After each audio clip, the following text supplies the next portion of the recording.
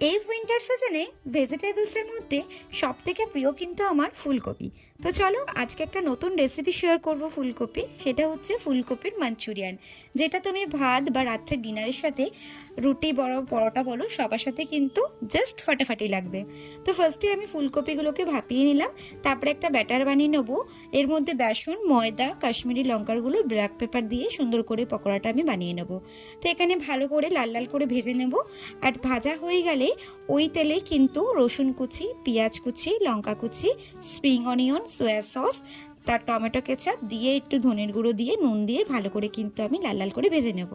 তারপর একটা বাটিতে কর্নফ্লাওয়ার দিয়ে গ্রেভি হওয়ার জন্য দিয়েও কিন্তু ফুলকপির পকোড়াগুলোকে দিয়ে ভালো করে লাল লাল করে ভেজে নামিয়ে দেবো। তো আজকের রেসিপিটি কেমন হলো অবশ্যই কিন্তু লাইক কমেন্টস করে জানাবে। ভালো লাগলে ছোট্ট করে একটা শেয়ার করে দিও। তোমরাও একবার বাড়িতে কিন্তু ট্রাই করতে পারো, জাস্ট ফাটাফাটি লাগবে।